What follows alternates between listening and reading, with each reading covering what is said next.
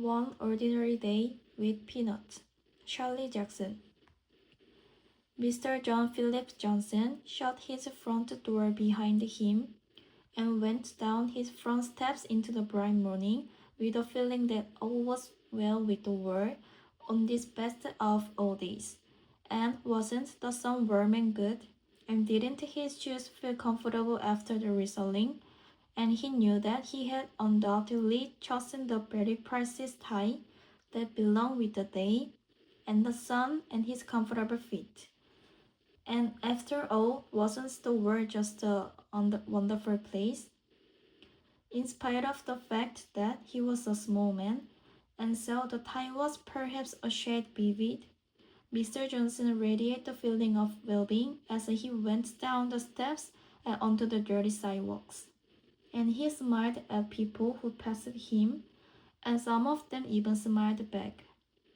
He stopped at the newsstand on the corner and bought his paper saying good morning with real conviction to the man who sold him the paper and the 2 or 3 other people who were lucky enough to be buying papers when Mr. Johnson skipped up. He remembered to fill his pockets with candy and peanuts, and then he set out to get himself uptown. He stopped in a flower shop and bought a carnation for his buttonhole, and stopped almost immediately afterward to give the carnation to a small child in a carriage, who looked at him dumbly and then smiled, and Mr. Johnson smiled, and the child's mother looked at Mr. Johnson for a minute and then smiled too. When he had gone several blocks uptown, Mr. Johnson cut across the avenue and went along a side street, chose and random. He did not follow the same route every morning, but preferred to pursue his eventful way in wide detour, more like a puppy than a man intent upon business. It happened this morning that halfway down the block, a moving van was parked, and the furniture from an upstairs apartment stood half on the sidewalk, half on the steps, while an amused group of people loitered, examined the scratches on the tables and the worn spots on the chairs, and the harassed woman trying to watch a young child, and the movers and the furniture all at the same time, gave the clear impression of endeavoring to shelter her private life from the people staring at her belongings. Mr. Johnson stopped and for a moment joined the crowd. Then he came forward and, touching his head civilly, said, "Perhaps I can keep an eye on your little boy for you." The woman turned and glared at him distrustfully, and Mr. Johnson added hastily, "We will sit right here on the steps." He beckoned to the little boy, who hesitated and then responded agreeably to Mr. Johnson's genial smile. Mr. Johnson took out a handful of peanuts from his pockets and sat on the steps with the boy, who at first refused the peanuts on the grounds that his mother did not allow him to accept food from strangers. Mr. Johnson said that probably his mother had not intended peanuts to be included, since elephants at the circus ate them, and the boy considered and then agreed solemnly. They sat on the steps cracking peanuts in the comradely fashion, and Mr. Johnson said, "So you're moving?" "Yep," said the boy. "Where you going?" "Vermont. Nice place. Plenty of snow there. Maple sugar too. You like maple sugar?" "Sure. Plenty of maple sugar in Vermont." "You going to live on a farm?" "Going to live with Grandpa." "Grandpa like peanut?" "Sure. I'll to take him some," said Mr. Johnson, reaching into his pocket. "Just you and Mommy going?" "Yup." "Tell you what," Mr. Johnson said. "You take some peanuts to eat on the train." The boy's mother, after glancing at them frankly, had seemingly decided that Mr. Johnson was trustworthy, because she had devoted herself wholeheartedly to seeing that the movers did not what movers really do, but every housewife believes they will crack a rag from her good table, or set a kitchen chair down on the lamp. Most of the furniture was loaded by now, and she was deep in the nervous stage when she knew there was something she had forgotten to pack, hidden away in the back of a closet somewhere, or left at a neighbor's and forgotten, or on the clothesline. I was trying to remember under stress what it was. This old lady, the chief mover said, completing her dismay. Certainly, she nodded. Want to go on Want to go on the truck with the furniture, Sonny? The mover asked the boy and left. The boy left too and said to Mr. Johnson, I guess I will have a good time at the Vermont.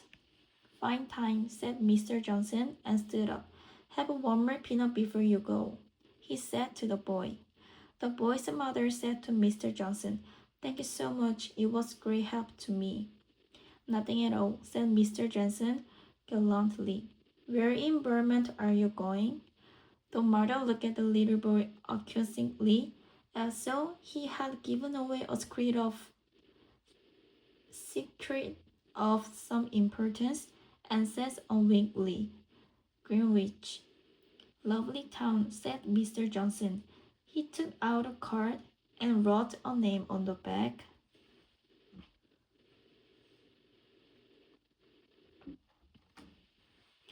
Very good friend of mine lives in Greenwich, he said. Call on him for anything you need. His wife makes the best doughnuts in town, he added servilely to the little boy. Swell, said the little boy. Goodbye, said Mr. Johnson. He went on, stepping happily with his new shod feet, feeling the warm sun on his back and on the top of his head. Halfway down the block, he met a stray dog and fed him a peanut. At the corner where another wide avenue faced him, Mr. Johnson decided to go on uptown again. Moving with comparative readiness, he was passed on either side by people hurrying and frowning, and people brushed past him going the other way, clattering along the gas somewhere quickly.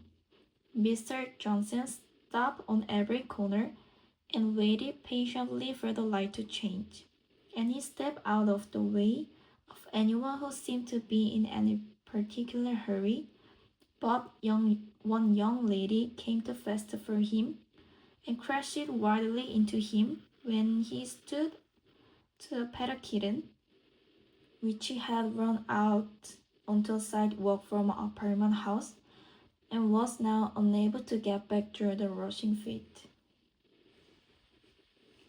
Excuse me, said the young lady, trying frantically to pick up Mr. Johnson and hurry on at the same time. Terribly sorry. A kitten, regardless now of danger, raced back to its home. Perfectly all right, said Mr. Johnson, adjusting himself carefully. You seem to be in a hurry. Of course I'm in a hurry, said the young lady. I'm late. She was extremely cross, and the frown between her eyes seemed well on its way to becoming permanent.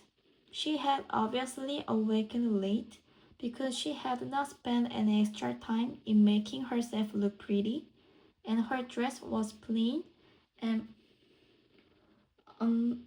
unadorned with collar or brooch, and her lipstick was noticeably crooked.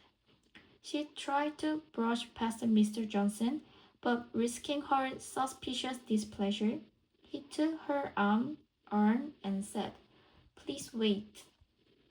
Look, she said ominously, I ran into you, and your lawyer can seem a lawyer, and I will gladly pay all damage and all inconvenience suffered therefrom. But please this minute let me go because I am late. Late for what? Said Mr. Johnson. He tried his winning smile on her, but it didn't no more than keep his suspect from knocking him down again. Late for work, she said between her teeth.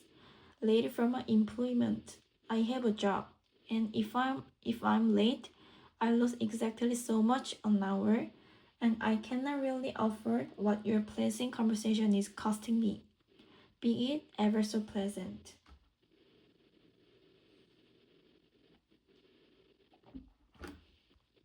I'll pay for it, said Mr. Johnson. Now these were magic words, not necessary because they were true, or because she seriously expected Mr. Johnson to pay for anything, but because Mr. Johnson's flat statement, obviously instead of irony, could not be coming from Mr. Johnson, anything but the statement of the responsible and truthful and respectable man. What do you mean? She asked. I said that since I am obviously responsible for you being late, I shall certainly pay for it. Don't be silly, she said, and for the first time the frown disappeared. I wouldn't expect you to pay for anything. A few minutes ago I was offering to pay you anyway. She added, almost smiling, it was my fault. What happens if you don't go to work? She stared, I don't get paid. Precisely, said Mr. Johnson. What do you mean precisely? If I don't show up at the office exactly 20 minutes ago, I lost $1.20 an hour, or 2 cents a minute, or, she thought, almost a dime for the time I spent talking to you. Mr. Johnson laughed, and finally she laughed too. You're late already, he pointed out. Will you give me another 4 cents worth? I don't understand why. You will see, Mr. Johnson promised. He led her over to the side of the walk next to the buildings and said, stand here, and went out into the rush of people going both ways, selecting and considering as one who must make a choice involving perhaps whole years of life. He estimated the people going by. Once he almost moved, and then at the last minute thought better of it and drew back. Finally, from half a block away, he saw what he wanted and moved out into the center of the traffic to intercept a young man who was hurrying and dressed as though he had awakened late and frowning.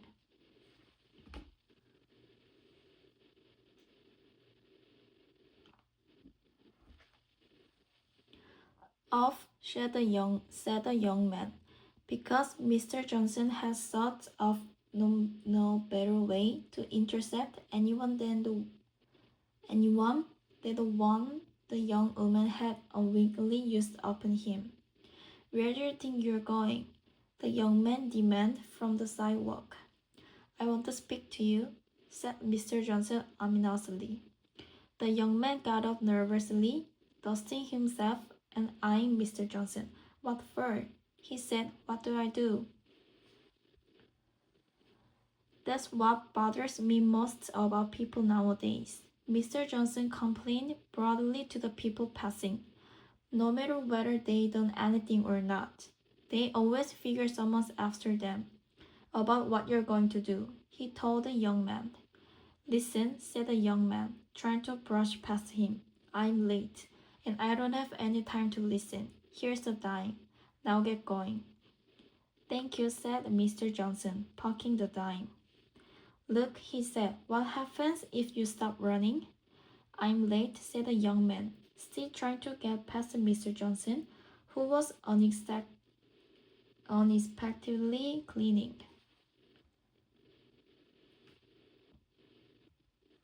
How much you make an hour? Mr. Johnson demanded.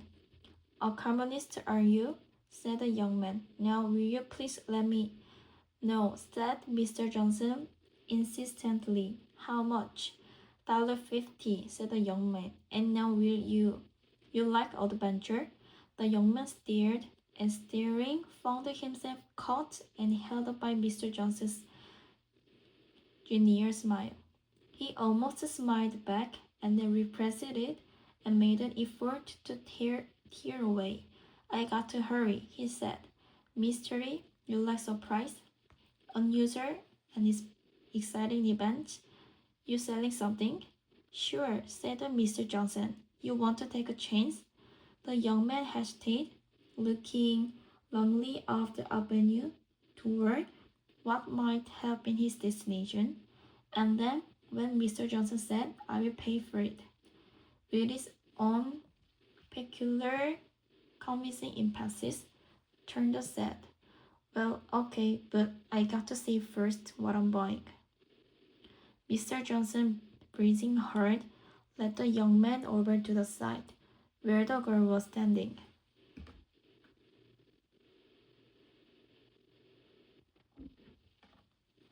She had been watching with interest Mr.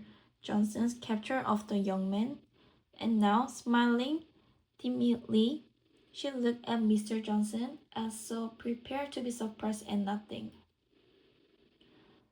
Mr. Johnson reached into his pocket and took out his wallet. Here, he said, and handed a bill to the girl. This about equals your day's pay. But no, she said, surprised in spite of herself. I mean, I couldn't. Please do not interrupt, Mr. Johnson told her. And here, he said to the young man, this will take care of you. The young man accepts the bill dazedly, but said probably counterfeit to the young woman out of the side of his mouth. Now, Mr. Johnson went on, disregarding the young man. What is your name, miss? Kent, she says helplessly. Mildred Kent. Fine, said Mr. Johnson. And you, sir? Arthur Adams, said the young man stiffly. Splendid.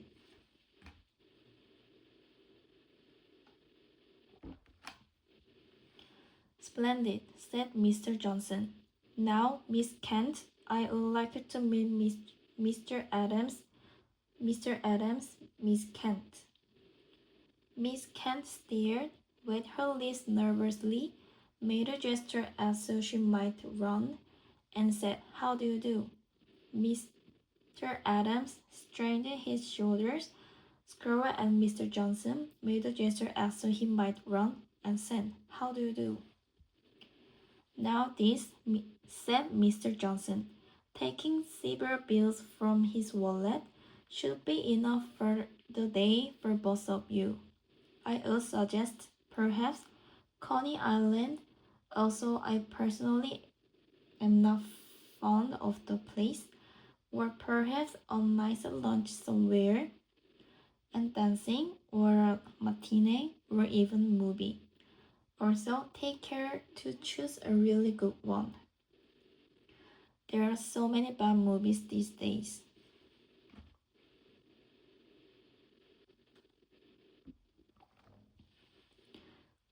You might, he said, struck with an inspiration. Visit the Bronson Zoo or planetarium, anywhere. As a matter of fact, he concluded that you would like to go. Have a nice time. As he started to move away, Arthur Adams, breaking from his dumbfounded stare, said, But see here, mister, you can't do this. Why? How do you know? I mean, we don't even know. I mean, how do you know we won't just take the money and not do what you said? You've taken the money, Mr. Johnson said. You don't have to follow any of my suggestions. You may know something you prefer to do. Perhaps a museum or something. Something. But suppose I just run away with it and leave her here? I know you won't, said Mr. Johnson gently, because you remember to ask me that. Goodbye, he added, and went on.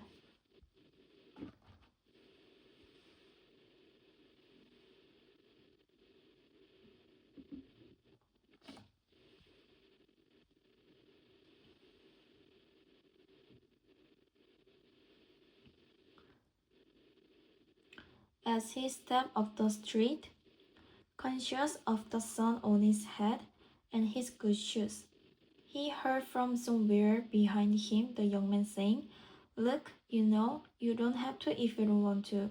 And the girl saying, "But unless you don't want to."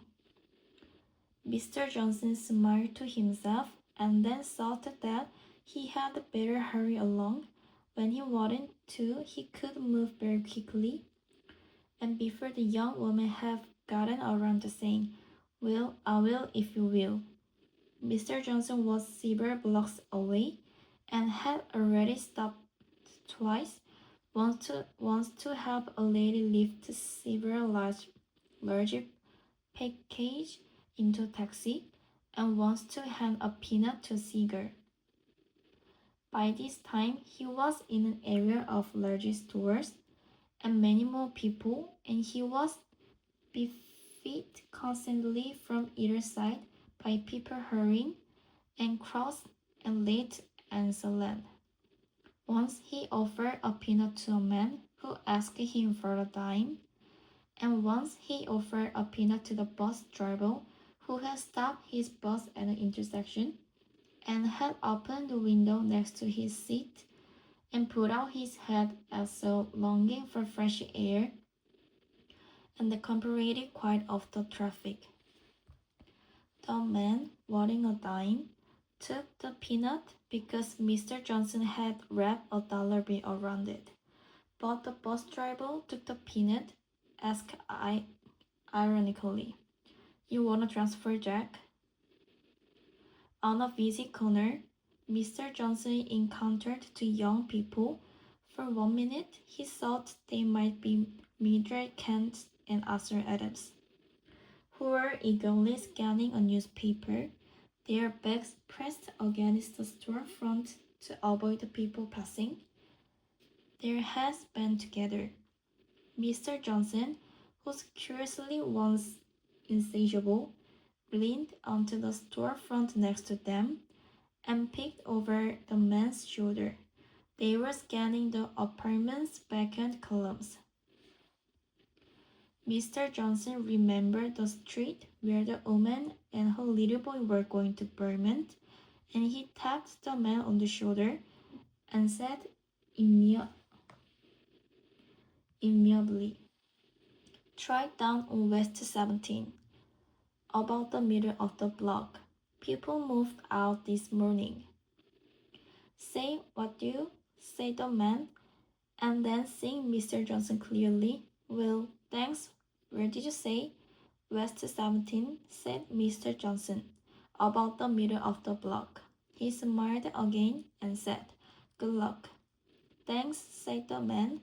"Thanks," said the girl, as they moved off. "Goodbye," said Mr. Johnson. He lunched alone in the pleasant restaurant where the food was rich and only Mr. Johnson's excellent digestion could encompass two of their whipped cream and chocolated rum cake pastries for dessert. He had 3 cups of coffee, tipped the waiter largely, and went out into the street again into the wonderful sunlight, his shoes still comfortable and fresh on his feet. Outside, he found the beggar staring into the windows of the restaurant he had left and carefully looking through the money in his pocket. Mr. Johnson approached the beggar and pressed some coins and a couple of bills into his hand. "It's the price of the Bill Carteret lunch plus tip," said Mr. Johnson. "Goodbye." After his lunch he he walked into the nearest park and fed peanuts to the pigeons. It was late afternoon by the time he was ready to start back downtown, and he had referred to checker games and watched a small boy and girl whose mother had fallen asleep and awakened with surprise and fear, that turned to amusement when she saw Mr. Johnson. He had given away almost all of his candy and had fed all the rest of his peanuts to the pigeons, and it was time to go home. Although the late afternoon sun was pleasant and his shoes were still entirely comfortable, he decided to take a taxi downtown. He had a difficult time catching a taxi because he gave off the first 3 or 4 empty ones to people who seemed to need them more. Finally, however, he stood alone on the corner and almost like needing a frisky fish, and he hailed desperately until he succeeded in catching a cab that had been proceeding with haste uptown and seemed to draw in toward Mr. Johnson against its own will. Mister, the cab driver said as Mr. Johnson climbed. I figure you was an omen, like I was going to pick you up at all. Kind of you, said Mr. Johnson ambiguously. If I'd let you go, it would have cost me $10, said the driver. Really? Said Mr. Johnson. Yeah, said the driver. Guy just got off the cab. He turned around and gave me $10. Said take this and bet it in a hurry on a horse named Vulcan right away. A Vulcan? Said Mr. Horrified. A fire sign on a Wednesday? What? Said the driver. Anyway, I said to myself,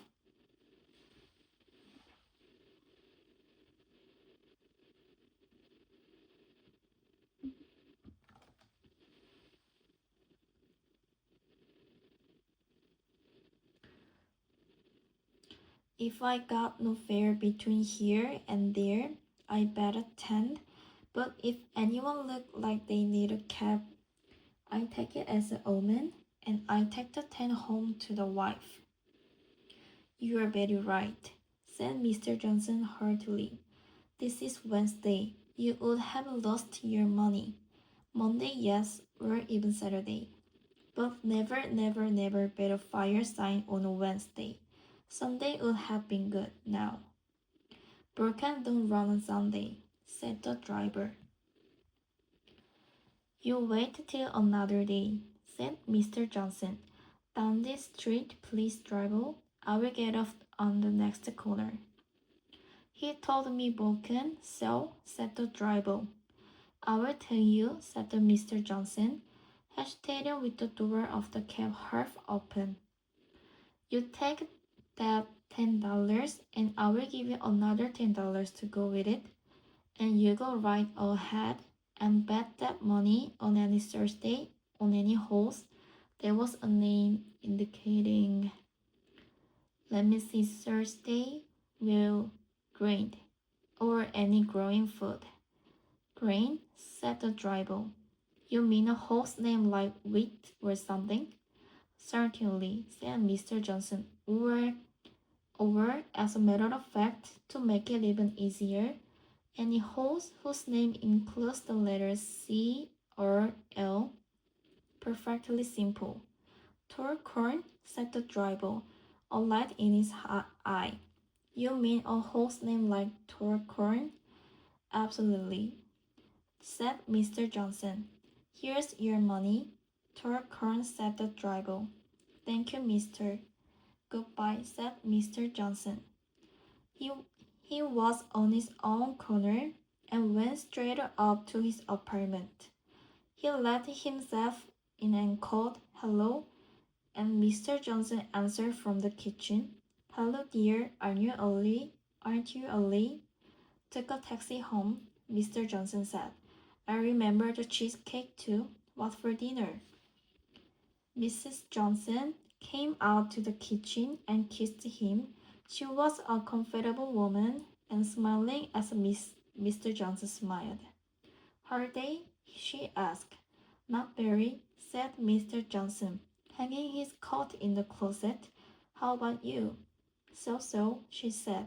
She stood in the kitchen doorway, while he settled into his easy chair and took off his good shoes and took out the paper he had bought that morning.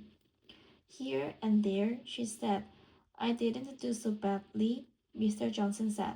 Couple of young people. Fine, she said. I had a little nap this afternoon, took it easy most of the day.